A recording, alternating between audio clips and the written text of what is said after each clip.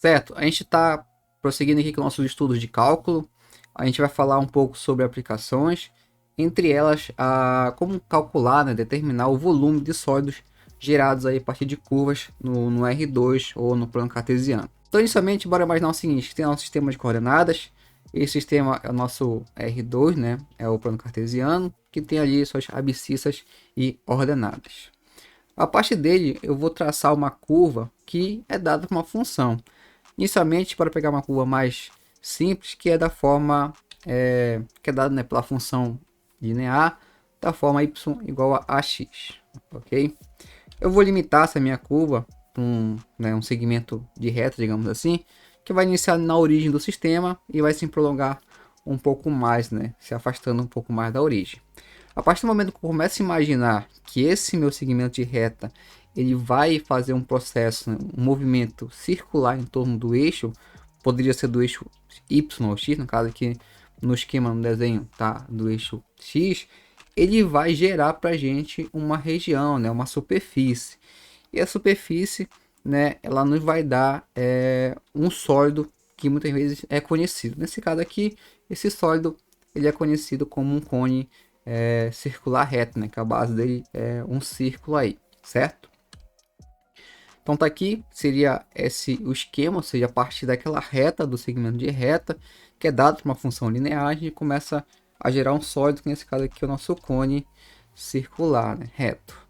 Então, qual seria agora a nossa estratégia, né? Que isso aqui vale não somente para o cone, mas qualquer outra região, qualquer superfície ou sólido gerado a partir aí da rotação, né, ou revolução de uma curva em torno do eixo, tanto o eixo x ou o eixo y aí, certo?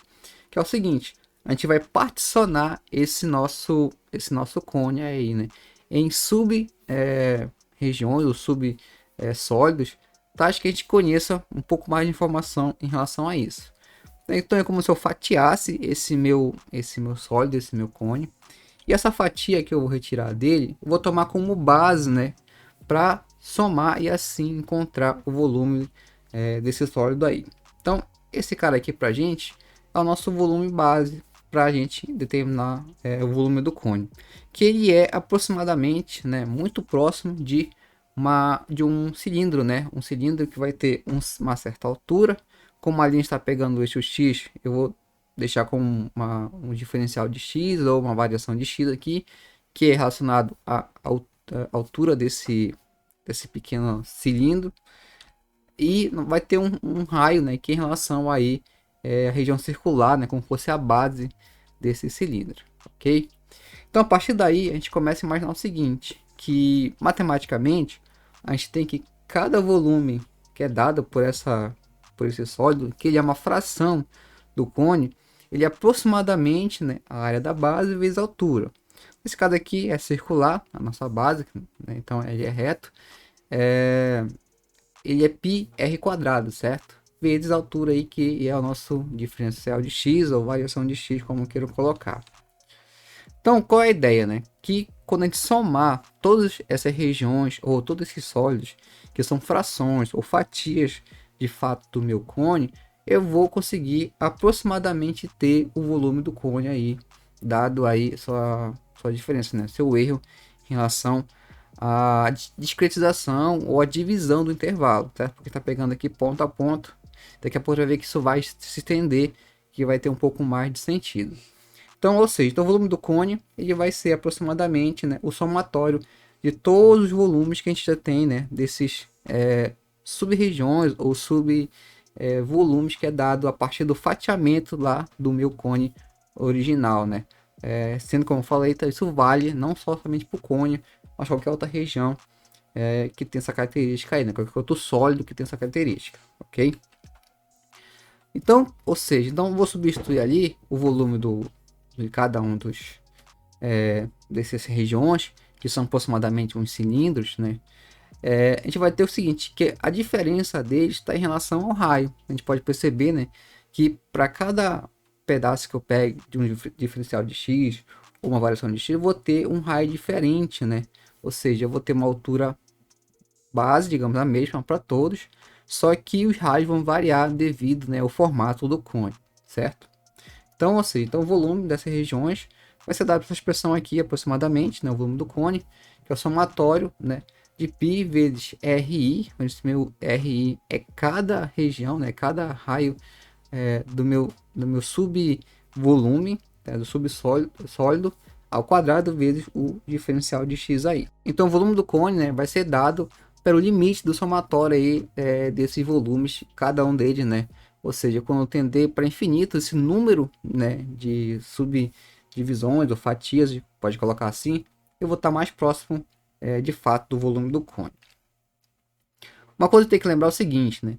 Que esse R, que é de fato cada um dos raios que aparece aqui em relação a cada um dos cilindros que aparecem, eles nada mais do que são dados por x, ou seja, para cada x vou ter um raio diferente.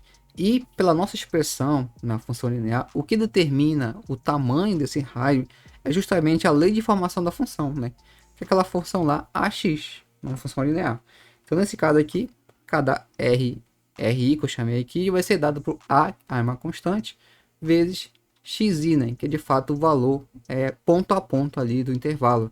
E como disse, inicialmente você pode considerar do zero até um volume, até um valor positivo do x, certo?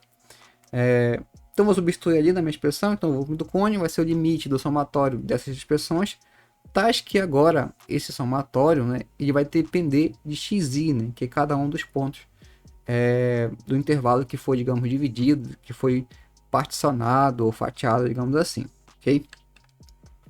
E essa definição, nós temos lá que o limite do somatório, nada mais é do que a integral definida de Riemann, certo? De π vezes ax ao quadrado diferencial de x. Lembrando que é o seguinte, esse detalhe aqui, o a é uma constante, né? Pelo fato que ele vai dar ali mais ou menos a inclinação da reta que vai determinar o cone. E A e B é o intervalo em que se encontra, né, o sólido de revolução, certo? Geralmente esse sólido vai estar na origem por questões para facilitar na hora de fazer os cálculos, mas ele pode estar em qualquer região do eixo X ou do eixo Y, e você vai observar mais ou menos aqui vai estar, onde vai estar, pode ser calculado, né, esse intervalo aí, certo? Essa integração. Beleza, então, como eu falei, nesse caso aqui, para facilitar, né, a gente vai tomar como o vértice do meu cone lá na origem do sistema, certo? E a altura máxima dele eu vou chamar de H, né, que está ali como fosse a base do meu cone. Então, essa integração aí passa a ser agora uma integração de 0 até H, daquela expressão, né, que é o nosso integrando lá, que é π vezes ax ao quadrado diferencial de x. Agora eu vou passar integrando, lembrando aqui que minha variável de integração é x, então ali fica π vezes a quadrado, que são constantes, então não fazem parte ali da integração, e fica a integral de x ao quadrado, que é x ao cubo sobre 3, né, do intervalo de 0 a h, lembrando que isso aqui é uma integral definida para a gente.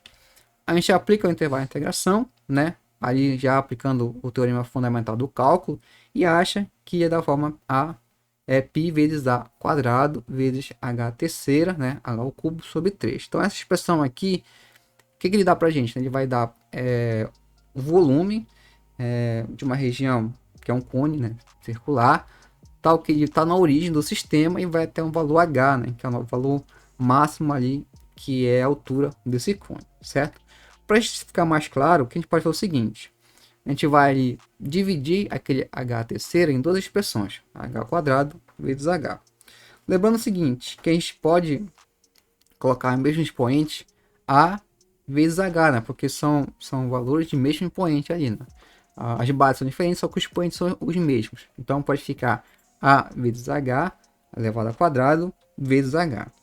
Tal que esse AH, lembrando que nada mais é do que o valor da função que a gente teve lá em cima, a função linear, que é AX, aplicado em H, que é o nosso R.